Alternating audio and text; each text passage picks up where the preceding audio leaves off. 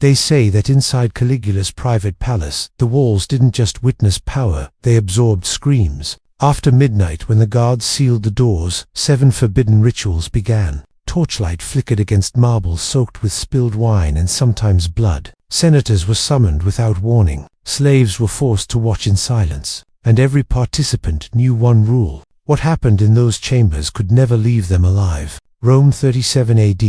The empire is restless still, healing from the paranoia of Tiberius. A young Emperor Caligula steps onto the throne like a savior adored by the crowds, praised by senators. But behind the gold feasts and celebrations, something darker stirs inside the palace. A new ruler testing the limits of absolute power. Inside the imperial palace, Caligula's word wasn't lit, was reality. No Senate vote could challenge him. No guard could refuse him. Rome's imperial cult fed his belief that he wasn't just emperor, he was divine. This system of unquestioned authority created a world where rituals, no matter how twisted, were carried out without resistance. Ancient writers like Suetonius, Philo, and Cassius Dio hint at secret ceremonies, night sacrifices, private amusements, and ritual punishments within the palace. Their accounts differ, but the pattern is unmistakable. Closed doors, forbidden rites, and terrified witnesses. Archaeologists examining palace structures even found unusual chambers that suggest controlled access and ritual use.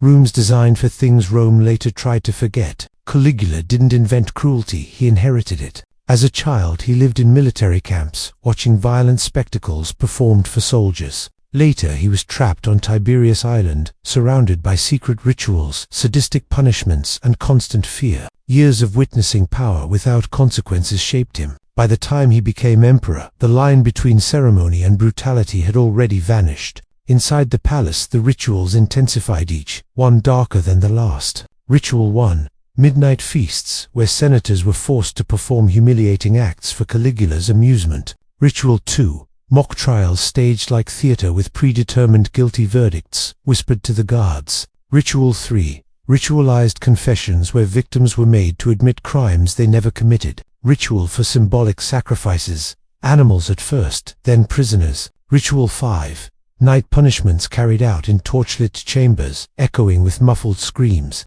Ritual 6. Forced reenactments of divine myths, with Caligula playing the role of a god. Ritual 7. A loyalty rite where elites pledged obedience while trembling, knowing refusal meant death. These weren't random acts of madness, they were calculated. Caligula used each ritual to test loyalty, break resistance, and remind Rome's elite that their lives hung on his will. He copied myths of gods ruling mortals, demanding worship to reinforce his own divinity. Every ritual served as a message. In Rome, fear was a more powerful tool than law. For slaves and guards, the palace became a nightmare. They walked on marble floors in silence, terrified of being chosen for the next ritual. Senators smiled through the pain, knowing a single wrong expression could mark them as enemies. And Caligula himself, a ruler driven by paranoia, craving the thrill of watching powerful men break. Whispers of these rituals spread through Rome like poison. Fear turned to resentment. Resentment turned to conspiracy. And within 4 years, the emperor, surrounded by worship and terror, was assassinated by his own guards.